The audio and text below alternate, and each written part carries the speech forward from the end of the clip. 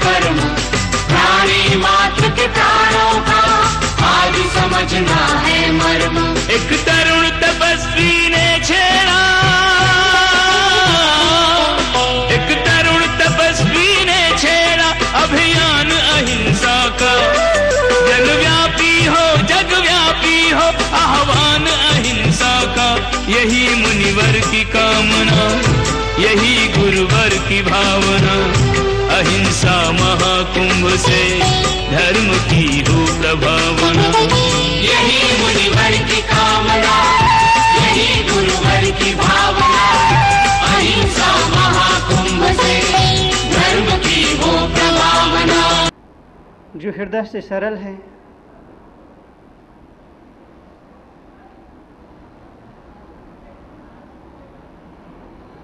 वो धर्म के अधिकारी हैं।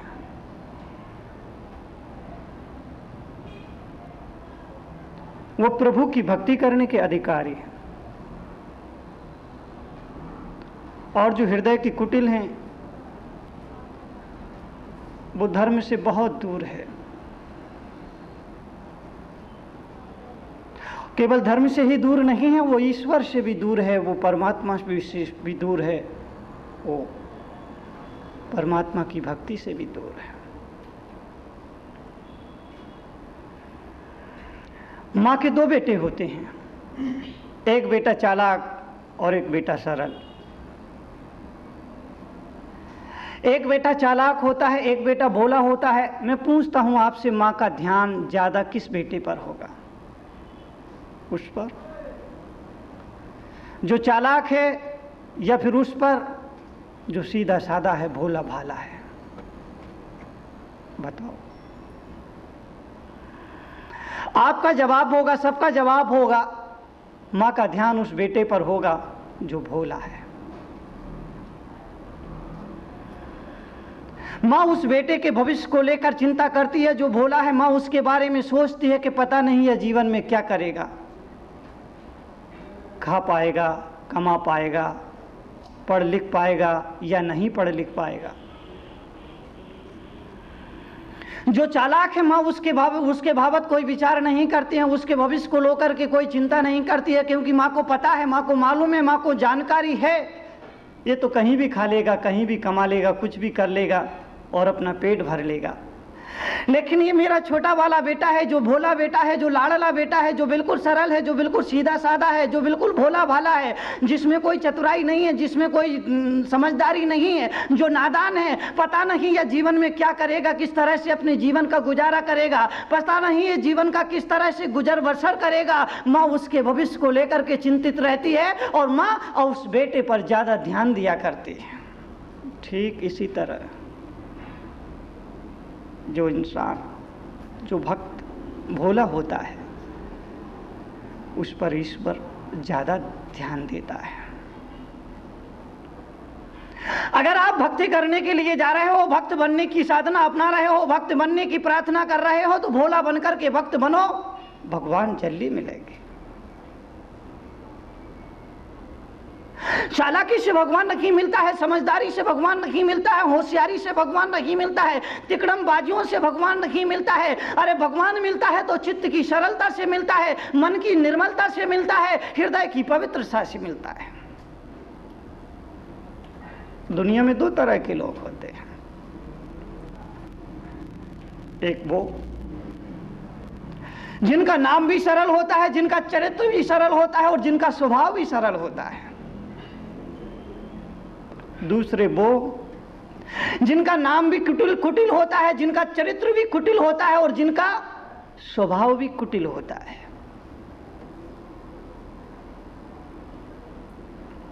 जो नाम से, स्वभाव से, चरित्र से सरल हुआ करते हैं, उन पर ईश्वर जल्दी रिझा करता है, उन पर धर्म जल्दी प्रसन्न हुआ करता है और वो कम समय में परमात्मा की साधना को पूर्ण कर लिया करते हैं। लेकिन जिनका चरित्र कुटिल है, जिनका स्वभाव कुटिल है और जिनका नाम कुटिल है, कठिन है, उन्हें बहुत कठिनाई से रास्ता तय करना पड़ता है। जैन परंपरा में कहा है कि भगवान ऋषभदेव के समय के जो शिष्य थे, जो भक्त थे, वो ऋजु बुद्धि के थे, सरल बुद्धि के थे, जितना कहो उतना समझ लिया करते थे। ऋषभदेव के समय के जो जीव थे, ऋषभदेव के समय के जो मुनि थे, ऋषभदेव के समय के जो श्रावक थे, भगवान ऋषभदेव के समय का जो आत्माएं थी वो सरल स्वभाव की हुआ करती थी, वो ऋजु बुद्धि की हुआ करती थी, जितना कहो उतना समझ लिया करती थी, जैसा बताओ वैसा कर लिया करती थी। लेकिन समय के हिसाब से लोगों के दिल में परिवर्तन आया, विचारों में परिवर्तन आया, सोच में परिवर्तन आया, चिंतन में परिवर्तन आया, और वो सब समय बहते बहते भगवान महावीर के धर्म के घाट पर पहुंचता है तो उसमें इतना परिवर्तन आ जाता है कि महावीर के समय के जो शिष्य हैं, जो भक्त हैं, जो श्रावक हैं, वो कुटिल बुद्धि के हुआ करते हैं, वो वक्र बुद्धि के हुआ करते हैं, वो टेढ़ी बुद्धि के हुआ करते हैं। कहो कुछ, समझे कुछ, करे कुछ और कहें कुछ। कलयुग है। सतयुग में आदमी हृदय से बिल्कुल सरल होता है, उसमें कोई छल नहीं, कोई कपट नहीं, कोई माया चार नहीं, कोई प्रपंच नहीं, कोई दगा नहीं, कोई धोखा नहीं, कोई फरेब नहीं, कोई छल नहीं। सतयुग में आदमी हृदय से बिल्कुल सरल होता है, उसमें कोई छल नहीं, कोई कपट नहीं, कोई माया चार नहीं, कोई प्रपंच नहीं, कोई दगा नहीं, कोई धोखा नहीं, कोई फरेब नहीं, कोई छल नहीं। आदमी जो भीतर होता है वही बाहर होता है सतयुग में। लेकिन कलयुग का आदमी बिल्कुल उल्टा हुआ करता है। कलयुग का आदमी बिल्कुल अलग हुआ करता है, भीतर कुछ हुआ करता है, बाहर कुछ हुआ करता है। आदमी सोचता कुछ है, बोलता कुछ है, जो सोचता है वो बोलता नहीं है, और जो बोलता है वो करता नहीं है, और जो करता है वो सोचता नहीं है, और जो सोचता है वो बताता नहीं है।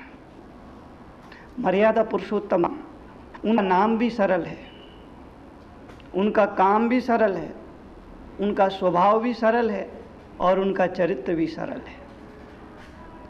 लेकिन श्री कृष्ण का नाम भी कठिन है। नाम, कृष्ण, मुख को घुमा देना पड़ता है जब कृष्ण का उच्चारण होता है। राम का उच्चारण करने में कोई कठिनाई नहीं होती है, कोई परेशानी नहीं होती, मुख को कोई तकलीफ नहीं होती है। लेकिन अगर श्री कृष्ण के नाम का उच्चारण करना है तो मुख को थोड़ी सी तकलीफ होती है, थोड़ी सी परेशानी होती है। राम नाम जपते जपते जपते आदमी के मुख में दर्द नहीं होता है, लेकिन कृष्ण के नाम को जपते जपते अगर ज्यादा देर जपा जाए तो जबड़े दुखने लगते हैं। और जिनके सामने के दो दांत नहीं है वो तो श्री कृष्ण का नाम जप ही नहीं सकते। जिनके दो दांत ना हो वो जरा जप करके बताए, हवा निकल जाएगी। श्री कृष्ण अच्छे अच्छे लोगों की हवा निकाल दिया करते।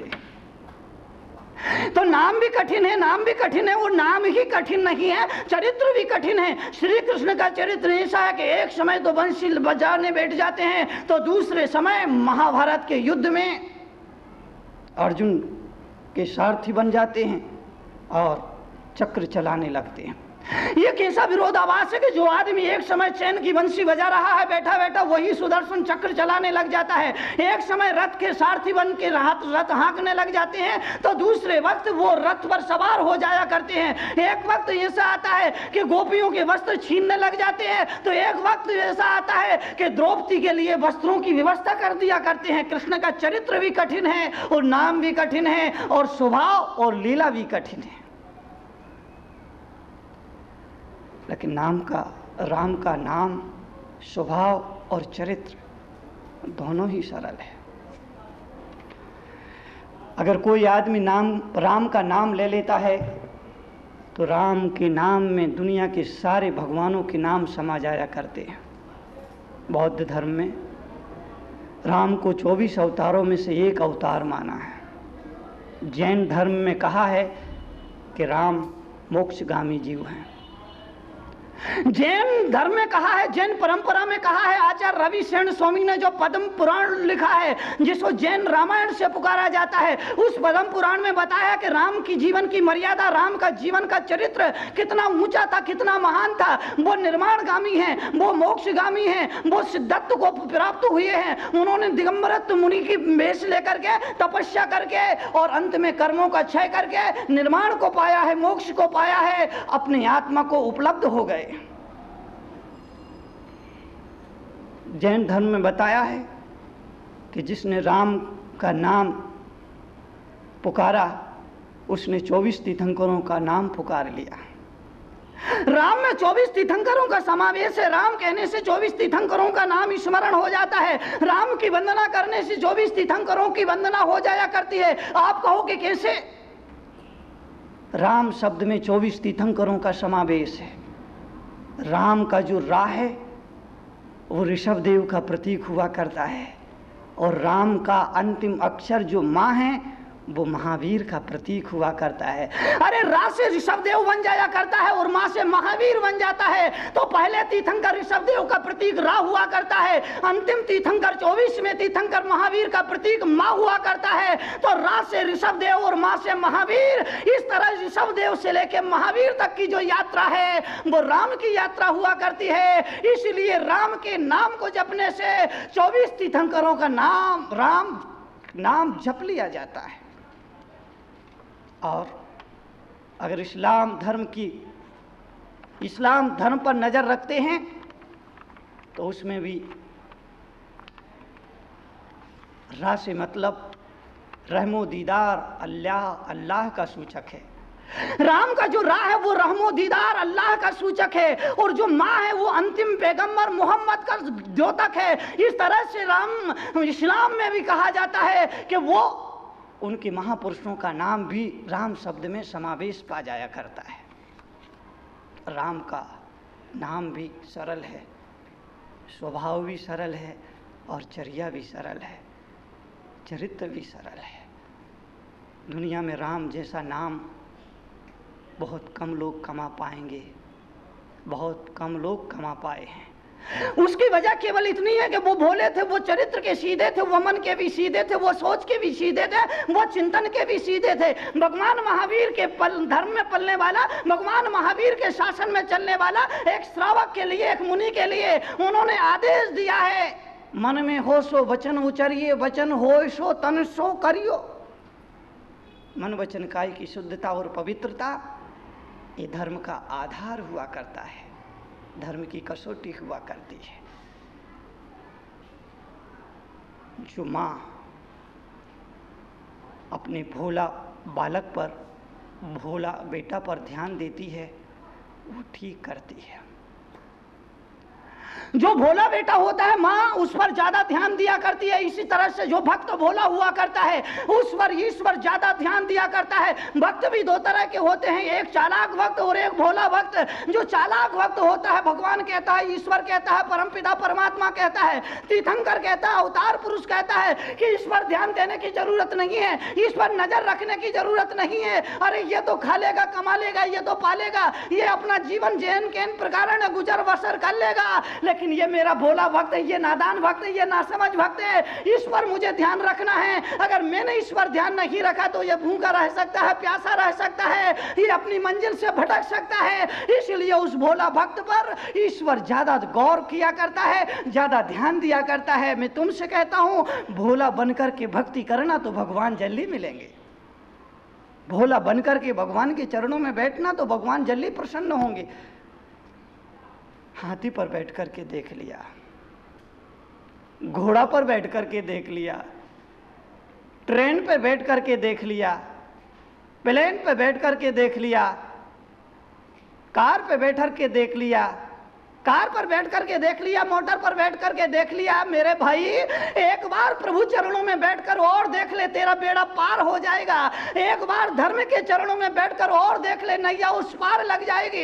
एक बार सदगुरु के चरणों में बैठ करके और देख ले, तेरे जीवन का कायाकल्प हो जाएगा। एक बार सच्चे मन से, हृदय की पवित्रता से, प्राणों से उस धर्म की शरण में, उस प्रभु के चरण में, उस सिरु गुरु के चरणों में बैठ करके भोला बन करके बैठ जा। बस तेरी आत्मा का कायाकल्प हो जाएगा, तेरा उद्धार हो जाएगा, बेड़ा पार हो जाएगा। सीता मैया अपने माथे पर सिंदूर लगा रही थी। घूमते घामते कहीं हनुमान आ गए। हनुमान ने पूछा, माँ क्या करती हो? सीता ने कहा, हनुमान श्रृंगार कर रही हूँ। हनुमान ने पूछा, इससे क्या होगा? सीता ने कहा, सिंदूर लगा रही हूँ। हनुमान ने फिर पूछा कि क्या मतलब, क्यों लगा रही हो? सीता ने कहा, हनुमान ये सौभाग्य सूचक है। हनुमान ने कहा, माँ मुझे तुम्हारी भाषा समझ में नहीं आ रही, तुम्हारी लैंग्वेज समझ में नहीं है, साफ कहो, स्पष्ट कहो जो मैं समझ सकूं। हनुमान भोले थे ना, भोला आदमी भोली भाषा ही समझ सकता है। टेढ़ा आदमी तो कुछ भी बोलो, इशारे में बोलो, समझ जाएगा। लकड़म तकड़म बड़म न बोले समझ गया, बोले हाँ समझ गया। जो टेढ़ा आदमी हो जाएगा, जो वक्र बुद्धि का आदमी होगा, जो कुटिल बुद्धि का आदमी होगा, जो कुटिल आदमी का इर्दा होगा, वो कुटिल भाषा समझ जाएगा, टेढ़ी भाषा समझ जाएगा, इशारा करो तो भी समझ जाएगा, कितने भी वक्र और कुटिल भाषा में समझाओ और समझ जाएगा। लेकिन जो सीधा सरल आदमी होगा, भोला भाला आदमी होगा, वो सीधी सादी भाषा में समझेगा, वो भोली भाली भाषा में समझेगा। हनुमान भोले थे, भक्त थे, और भक्त भोला होता है और कम भक्त कुटिल हुआ करता है। हनुमान ने कहा, माँ मुझे तुम्हारी ये हाई फाई भाषा समझ में नहीं आती। श्रृंगार कर रही हूँ, सिंदूर लगा रही हूँ, सौभाग्यवर्धक है, सौभाग्य सूचक है, ये मुझे कुछ समझ में नहीं आ रहा। साफ साफ कहो क्यों लगा रही हो? सीता ने कहा,